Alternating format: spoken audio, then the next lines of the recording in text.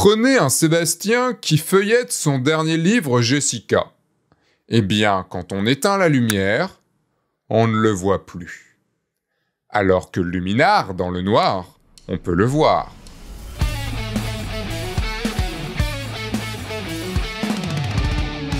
Bonjour, je suis Sébastien Roignan et vous êtes bien dans un nouvel épisode de F1.4 et cette semaine, je vais passer 1 heure sur Luminar Neo. Je m'étais dit que jamais de la vie je ne ferais une vidéo sur Luminar et pourtant, me voici. Et le pire, c'est que c'est même pas une vidéo sponsorisée. À la base, ça devait l'être. Mais avec tout ce qui se passe en ce moment en Europe de l'Est et je ne savais pas, mais Luminar est ukrainien, voilà. Ils m'ont contacté, mon concept de ma première heure avec le logiciel, leur a plu et donc on partait sur une vidéo sponsor. Pour tout vous dire, j'avais commencé à faire les vidéos quand ils m'ont contacté. Le Luminar Neo n'était pas encore sorti, il y avait encore des mises à jour à faire, donc j'ai préféré attendre qu'il y ait toutes les mises à jour pour voir si le logiciel vaut le coup. C'est parti, nous sommes là le 22 mars 2022 et on va voir ce que Luminar Neo vaut. Alors je lance la dernière version de Luminar Neo qui est sortie je crois il y a quelques jours et j'arrive donc sur l'interface de Luminar. Voici à quoi ressemble Luminar Neo. Ne pas confondre Luminar et Luminar Neo, ce sont deux logiciels bien séparés dans le sens où Luminar a plus d'options, plein de plus de choses. Mais Luminar Neo, apparemment ils ont refait tout le moteur qu'il y a derrière, donc normalement il y a quand même moins d'options que sur Luminar tout court. Comme je vous l'ai dit, pour être totalement franc avec vous, c'est pas ma première vraie heure passée sur Luminar Neo, puisque j'ai déjà enregistré environ 3/4 d'heure de vidéo sur la toute première version de Luminar qu'on m'avait donnée. Et donc voilà, il y a des choses que je sais déjà, mais je vais voir maintenant surtout si ça a été modifié.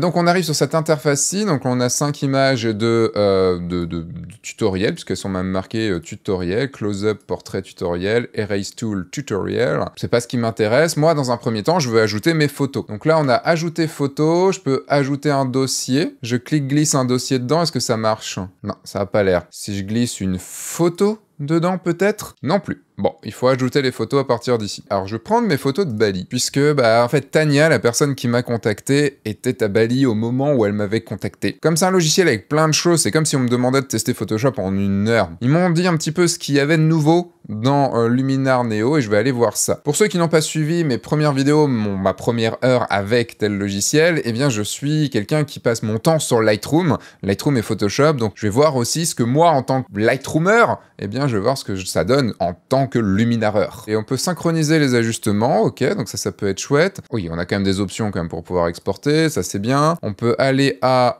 l'image avec la même date, ok, on peut créer un album. Donc les albums, ça va être les collections, je pense, comme dans Lightroom. Déplacer vers la corbeille et voir dans l'explorateur. On peut pas faire grand chose, je peux amener, je pense, les photos dans le nouvel album, voilà. Si j'en marque une, ça fait quoi? Choisir une marque favori. Ouais, c'est le petit cœur. Donc on choisit la marque avec P, X et U. Au moins, ils ont pris les raccourcis clavier de Lightroom sur ce point-là. On n'est pas complètement déboussolé. Je vais passer dans édition. On peut mettre des calques. Ça, il n'y avait pas avant. On a ici les modifications, les outils et les pré-réglages. Donc les pré-réglages, donc ça veut dire les presets, tout simplement. Donc on peut en acheter. Dans Luminar, quand on fait une modification, par exemple, je vais faire un peu plus d'exposition, ça arrive ici dans modification, et si on veut changer le truc, il faut revenir ici dans modification. On peut ici les enlever en réinitialisant l'outil et en appuyant une nouvelle fois sur la corbeille. Et logiquement, ma photo revient comme elle était avant. Exposition, Luminar par défaut, et on peut avoir des profils colorimétriques en Adobe Standard, parce que ça change quelque chose.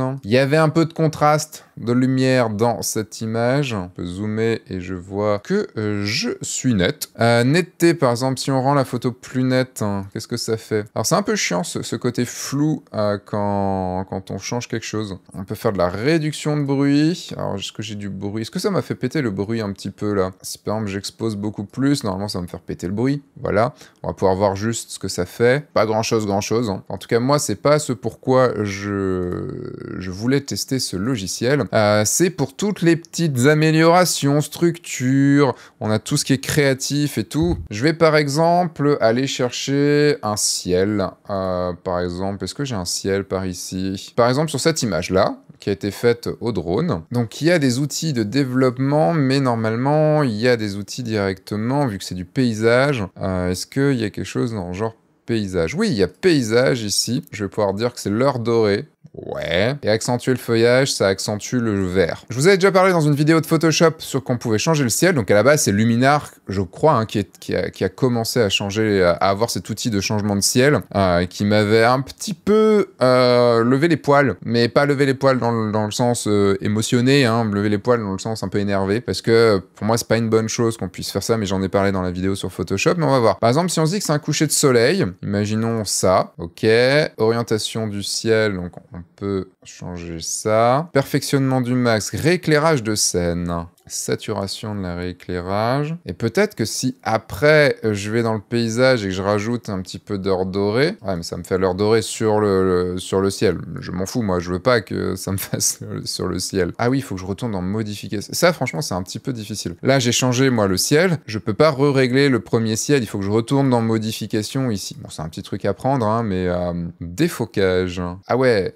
D'accord, ça vous s'appelle comme ça. Bon, globalement, on arrive quand même à faire un truc, hein, c'est pas dégueu. C'est bizarre, mais c'est pas dégueu. En fait, la plupart du temps, ce qui va être très très nul dans le changement de ciel, c'est d'aller chercher une photo. Par exemple, c'est d'aller chercher une photo comme celle-là et lui dire, ou là je suis vraiment surex sur le ciel, et d'aller lui dire, hop, tu vas me mettre un ciel bleu, comme ça, dessus. Et il y arrive même pas, en fait. Si, bah tout de suite, c'est pas cool, quoi. Ma transition ne fonctionnera jamais puisqu'on était sur du blanc. Après, on est quand même bon puisqu'on avait un ciel qui était assez lumineux et ce qui nous crée des ombres comme ça. Donc techniquement, on est plutôt bon sur un ciel comme ça.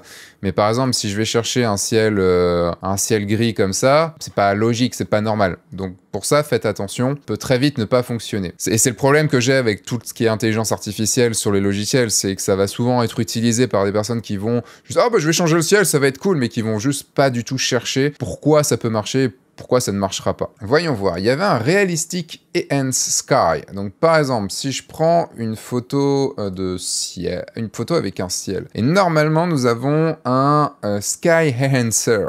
Ah, il est là, dans Amélioration, embellisseur de ciel. C'est pas forcément évident de trouver. Après, quand on sait, c'est facile, mais c'est pas évident de trouver. Donc là, voyons voir, je le pousse à fond. Ok, très bien, je vais aller voir un autre. Hein. Voyons voir par exemple celle-là. Ouais, ça met du contraste sur le ciel, quoi. Ça peut fonctionner, hein, mais c'est pas non plus... c'est pas foufou, quoi. Donc ça applique directement en fonction de l'image, des ajustements. On peut le voir, hein, parce qu'il y a un espèce de vignettage, forcément, qui amène vers le soleil ici. Là, en fait, c'est l'île de Java que nous avons, là, dans la brume en face, là. Ça accentue les détails, mais que ça, en même temps, ça enlève un petit peu de vignettage. Donc oui, en effet, il y a quand même un peu de calcul derrière pour choisir où il va en mettre, en effet. On a du personnage. On va aller voir, je vais aller dans mes portraits. Prenons cette personne-ci. Portrait avec bokeh. Donc ça, je vais le voir dans une autre image, parce que ça, c'est pour mettre du bokeh derrière. Là, normalement, ça devrait rééclaircir le visage, si je comprends bien. Ah, si, c'est arrivé. Vous voyez que ça met du temps quand même à arriver. Ça peut servir pour aller vite, en fait. C'est pas très beau, mais ça peut servir pour aller vite, et là, ça amincit le visage. Truc qui sert vachement. On peut changer la couleur des yeux, genre tu me les mets en bleu. Mon Dieu, mais pourquoi? Chat. Mais pourquoi? Améliorer les sourcils. Ok, donc ça les assombrit. Élimination des cernes. Oui, là, c'est vrai que ça le fait un petit peu. Retrait des yeux rouges, il n'y en a pas. Eye Enhancer. Ça, j'avoue que ça peut servir, puisque ça permet de rajouter du contraste dans les yeux. Donc, les yeux sont plus péchus. Donc, c'est plutôt pas mal. Blanchissement des yeux. Effet Goa'uld assuré. Mais non, quoi. C'est quand même triste. Agrandir les yeux. Mais pourquoi? Je peux comprendre. Pour certains marchés, peut-être asiatiques ou autres, pourquoi pas. Je sais que c'est assez à la mode de ce côté-là, mais... Et la bouche, saturation des lèvres. Ok. On peut mettre du rouge à lèvres. Super. Assombrissement des lèvres ou blanchissement des dents. Mais là, il n'y en a pas. Je vais aller voir vite fait sur un autre. Ils ont tous les dents super blanches. En fait, je crois qu'il doit analyser la photo une première fois, et après qu'il l'a analysé, il peut faire les modifs un petit peu plus en temps réel. Mais là, blanchissement des dents, si un petit peu. Sourire bright. C'est marrant, hein, mais... Vous allez me prendre pour un vieux con, hein, mais je suis un vieux con de toute façon. Je vois quand même une utilité. Ça peut vraiment être une utilité quand... Par exemple, on fait du corporate et qu'on a beaucoup de portraits, qu'on veut aller vite. Ça évite évidemment de le faire sur Photoshop, parce que sur Photoshop, c'est quand même un peu plus long à faire. Mais, enfin, quoique maintenant, il y a des outils un petit peu comme ça. Quantité peau. Ah ouais, ah oh non, non, clarté négative sur la peau, faut pas. Et là, c'est enlever les brillances. Ça, enlever les brillances, par contre, ça peut servir aussi, hein. On a un effaceur d'imperfection. Qu'est-ce que ça me fait, cet effaceur d'imperfection? Je vois pas de modif. Pour tout, en fait, il y a des masques. On peut ajouter un masque et dire là où on veut que ça s'affiche ou pas.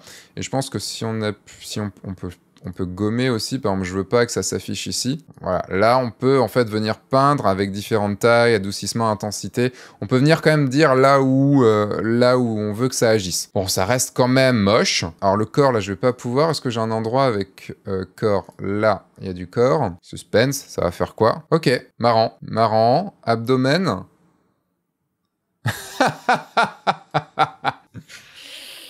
Donc en fait, c'est le logiciel pour Instagrammeur. Pour moi, c'est du paraître. Après, peut-être que je suis con et en fait, c'est des choses qu'on faisait déjà un petit peu sur Photoshop en version un petit peu plus compliquée et qu'en fait, là, c'est juste t'avais envie de le faire plutôt que de te faire croire que tu le fais d'une certaine façon et qu'en fait, donc c'est pas trop... ça veut pas dire ce que ça veut dire. Ben là, on te le fout direct dans ta gueule. T'as envie d'avoir moins de bides. Et ben bam, tac, je te fous moins de bides. Bon, là, forcément, il en a déjà pas, lui. Donc, ça sert à rien. Mais... Et la superposition dynamique. Donc, qu'est-ce que la surexposition dynamique? Voyons voir. Ok. En gros, ça va surexposer d'abord les choses qui sont moins exposées, qui vont pas surexposer, et après, ça va surexposer des choses qui vont de base trop exposer. Donc, au début, voilà. Pourquoi pas. Mais il y avait un truc que j'avais vu, c'était le rééclairage. Puisqu'en fait, le rééclairage, si je dis pas de bêtises, ça va pouvoir, on va pouvoir mettre moins de luminosité au fond et plus de luminosité en proche. Bon, là, c'est totalement exagéré. J'aime bien foutre les curseurs à fond pour, évidemment, hein, mais et on peut gérer la profondeur. Comme ça, vous comprenez tout de suite ce que ça fait. Bon, évidemment, c'est moche, hein. Là, comme ça, il faut...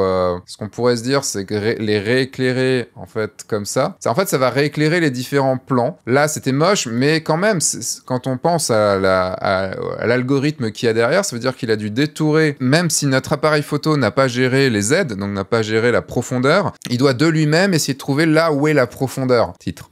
Enfin, vous voyez ce que je veux dire. Et j'avais une photo comme ça, je l'avais essayé dans celui d'avant. Je voulais voir, en fait, c'était sur cette image-ci que je voulais voir, parce qu'on avait quand même pas mal de plans différents sur cette image-ci. Un de mes rêves en photo de mariage, hein, faire des photos de couple dans un endroit avec autant de gens. D'ailleurs, si vous êtes dans la photo de mariage, la photo de couple ou autre, vous avez ma seconde chaîne qui existe, le guide du photographe de mariage. Si vous la connaissiez pas, hop, vous cliquez ici.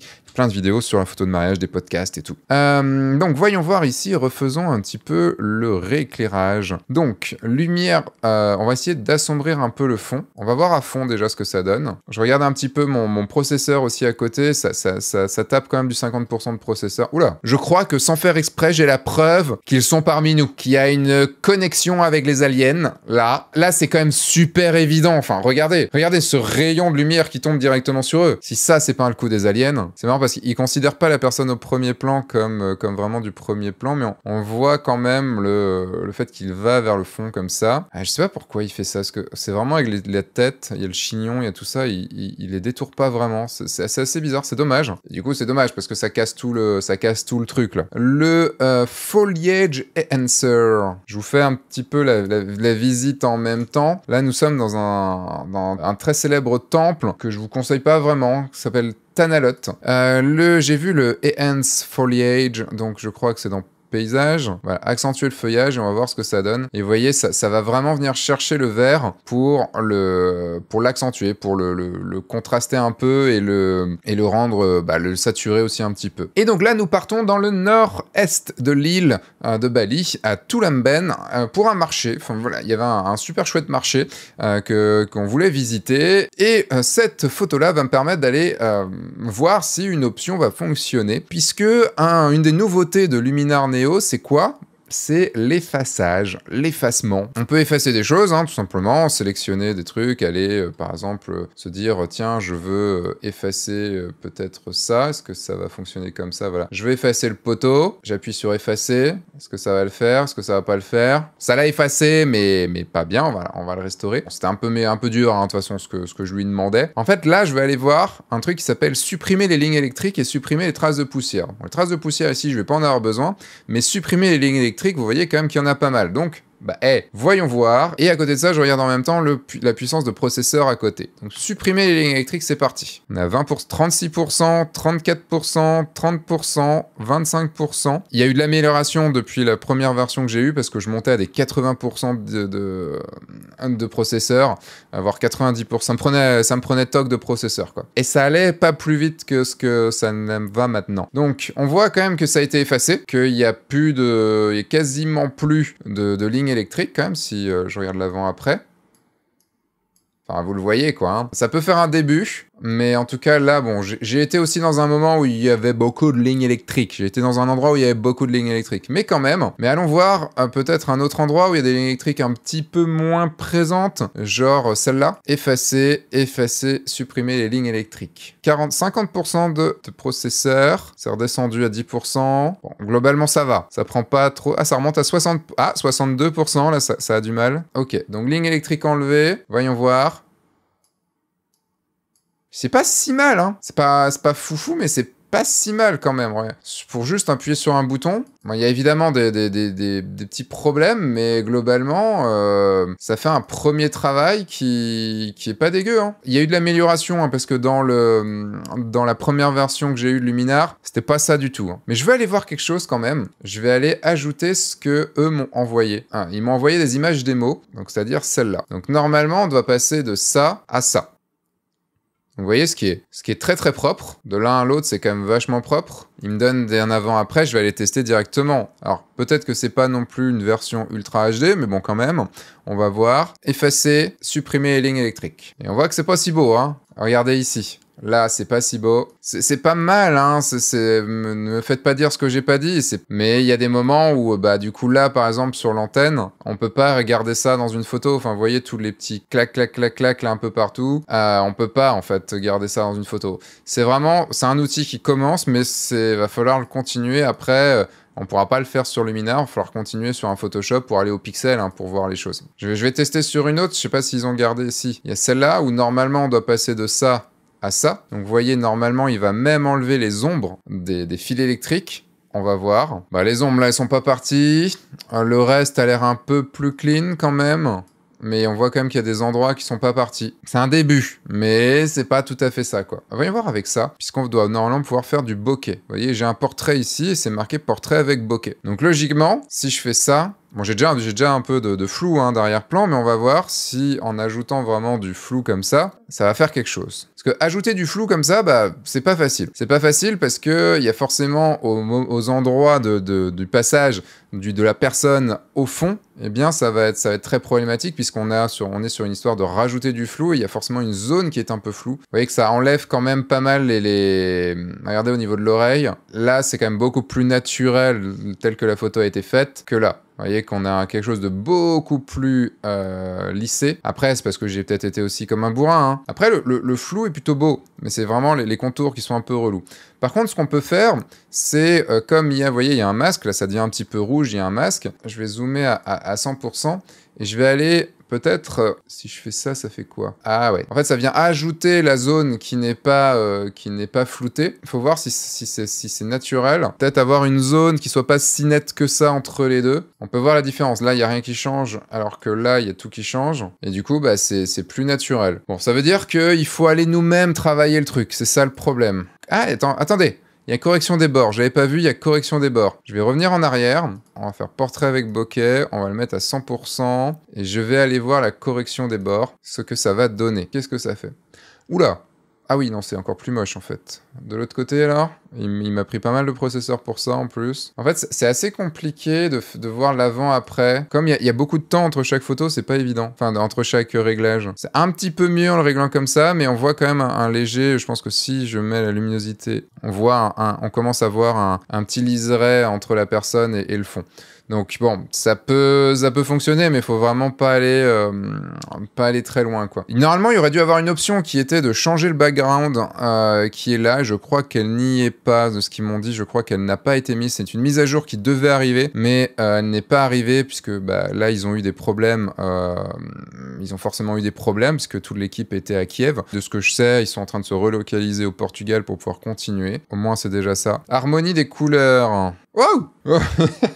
Je m'y attendais pas. Donc là, on peut changer la chaleur de l'image. Vous voyez que ça prend quand même du temps. Ça demande un ordi qui est assez puissant quand même. Hein. Séparer les tons chauds des tons froids. Ok, donc on peut rendre les tons froids plus froids et les tons chauds plus chauds. Un grain de film. Oui, donc là, bon, ça rajoute du grain. Partons par exemple à Sibétane, qui est un petit village. C'était très très chouette, avec un arbre ici qui est juste magnifique. Ils sont plein d'arbres comme ça qui sont magnifiques. Oula, éclat flou artistique. Je dis rien. Éclat Horton. Non, mais ça, je sais pas. Non, Mystique. Non, ça, je peux pas non plus. Math. Oh, à la mode, encore. En fait, c'est le logiciel à la mode. Virage. Ok, bon, ça, oui, ça fait des virages, quoi. Donc là, on peut importer nos propres luttes en plus ou pas? On doit pouvoir, mais je sais pas comment. Je saurais pas dire exactement la définition de lutte, mais en gros, c'est des presets. Hein. C'est surtout sur la vidéo. Ah si, charger des luttes. J'ai rien dit, on peut les charger ici. Ok, j'ai rien dit. Les rayons du soleil. Ah voilà. Ça aussi, ça c'est un truc. Faites très attention quand vous utilisez ça, parce que c'est très vite très moche, quoi. Parce que là, par exemple, il n'y a pas de soleil. Pourquoi il y aurait des putains de rayons de soleil? Il n'y a pas d'ombre. Peut-être que sur une autre image où j'ai du gros soleil, normalement, le soleil arrive par là. Donc, techniquement, là, si j'ajoute, vous voyez, un truc comme ça, voilà, si là, j'ajoute quelque chose d'un peu léger, truc un peu comme ça, là, tout de suite, on est sur quelque chose qui fonctionne. Mais parce que l'ambiance veut que. Donc faites très attention à ça. Le atmosphère, on a dit que c'était la quantité de brouillard. Voyons voir un petit peu celle-là, où on était donc au bord d'une cascade. La cascade était derrière moi, donc là, ça va rajouter du brouillard. Ah oui, niveau de brouillard, c'est pour le sol, c'est marrant ça. C'est marrant parce que ça permet de rajouter une petite zone de brouillard au sol. De la brume et de la brume sèche. Qu'est-ce que de la brume sèche? Brume sèche est plus bas. Ok. Comme tout, pour moi, ça vient rajouter et pas forcément changer les choses, quoi. Ah, mais les calques, c'est quoi, en fait? Ah, les calques, c'est ça, c'est pas rajouter... Je peux rajouter mes images. Les calques, en fait, c'est genre des fuites lumineuses et tout. D'accord. Ah ouais, c'est vraiment le logiciel Instagramouille, quoi. On est dans un logiciel Instagramouille. Voilà. Donc mon avis sur Luminar Neo pour terminer, eh bien, bon, je pense que vous aurez compris, pour moi, c'est un logiciel d'Instagrammeur. J'exagère, hein, bien sûr, en disant ça, mais mon côté connard de puriste me fait me dire, ouais, je suis vraiment pas contre plein de nouveautés qu'il y a sur LED, j'en ai utilisé, hein, je vais être totalement franc, sur certaines de mes photos, j'ai utilisé les rayons de lumière, j'ai utilisé un petit peu de changement de ciel, j'ai utilisé des choses comme ça. Ça me dérange pas en fait de les utiliser, mais là c'est vraiment poussé, et je pense qu'on peut le pousser encore plus, hein, mais c'est poussé à son paroxysme, en fait dans un logiciel qui est plus fait pour le grand public. Par exemple, donc là il y a un truc qu'on pouvait pas voir, mais c'est le changement de background. Là par exemple sur cette photo, vous voyez que ça change de background. C'est pas encore de ce que je comprends, c'est pas encore dans la mise à jour, enfin c'est dans une future mise à jour. C'est vraiment pas que ça me gêne, c'est juste que... Tiens, je vais aller voir ça vite fait, parce que ça je vous ai pas montré, apparemment il y a un truc pour enlever les poussières. Parce que je l'ai essayé sur une de mes images et ça n'a pas fonctionné. Donc dans effacer, supprimer les traces de poussière. Voyons voir sur leur version à eux, sur leur photo de test. Il pourrait y avoir plein de choses chouettes si ça marchait vraiment déjà, et dans le sens où ça peut être très chouette parce que ça peut nous permettre d'aller beaucoup plus vite sur nos retouches, ne serait-ce que pour, par exemple, vous voyez, je vous ai parlé du rééclairage, de rééclairage du premier plan par rapport, et de l'assombrissage par exemple du fond. Ça peut être super cool en mariage, d'aller vite comme ça, de pouvoir gérer plutôt que faire des calques ou des trucs comme ça, même si maintenant sur Lightroom ils sont beaucoup améliorés là-dessus. Ce qui est dommage, c'est que c'est dans un logiciel où moi je le lancerais juste pour cette option-là, par exemple, pour est-ce que ça me fera vraiment gagner du temps de sortir une photo de mon process habituel pour l'amener dans ce logiciel, pour commencer à préparer avec un truc qui se fait à 90% et pouvoir le finaliser après sur un autre logiciel. Le truc, c'est est-ce que ce sera pas au final mal fait? Est-ce que ce sera pas de la perte de temps? Après, Luminar Neo n'est pas un logiciel cher, il est à 79 € en achat unique et à 59 € l'année en abonnement, de ce que je vois. En tout cas, pour ce que j'ai pu utiliser, si vous voulez vraiment travailler vos photos et pas juste faire... Si vous voulez faire Mumuse, ok, il n'y a pas de souci, et il n'y a aucun mal à faire Mumuse, mais vraiment, il n'y a aucun mal à s'amuser. Pour moi, c'est un logiciel sur lequel on peut s'amuser. Mais le fait que ce soit un peu lent quand même si ça risque de s'améliorer. enfin, ça a des chances de s'améliorer. Que voilà, là je suis dans la suppression des poussières, bon il y a beaucoup de poussière d'accord, mais il est toujours en train, là ça fait plus d'1 minute que je parle, il est toujours en train de faire sa suppression de poussière. C'est voilà, Luminar c'est un nom. Ah tiens, voyons voir ça, et ça va être encore un nom, vous voyez, enfin ça a fait des choses, mais c'est encore un nom, hein. C'est pas, enfin quand on regarde normalement, ça devait faire ça, je me dis, est-ce que il n'y a pas eu tricherie, il n'y a pas eu tromperie là-dessus? Parce que entre ce que le logiciel fait et ce que moi je vois, bah c'est pas la même chose quoi. Donc Luminar pour moi c'est un nom. Si quand même il vous intéresse, vous avez le lien dans la description. Et si vous voulez soutenir aussi, les soutenir, parce que bah, c'est pas non plus un moment très facile pour eux. C'est le moins qu'on puisse dire. Donc voilà, si vous voulez les soutenir aussi, vous pouvez. En tout cas, moi je pouvais pas vous dire allez-y, c'est super comme logiciel, et faire cette démo-là. Voilà, je vous fais des bisous, je vous dis à dans 2 semaines pour une nouvelle vidéo sur F1.4. Entre-temps, sortez, faites des photos, amusez-vous, et surtout, ben, prenez soin de vous, vraiment, c'est important, et renseignez-vous aussi sur tout ce qui se passe. Même si on est ici dans une vidéo un peu d'apprentissage, un petit peu de divertissement quand même, reste qu'il y a quand même pas mal de situations très compliquées qui se passent en ce moment, donc prenez soin de vous, et voilà, restez avec vos proches et tout, enfin, tout ce qu'on pourrait dire. Allez, au revoir.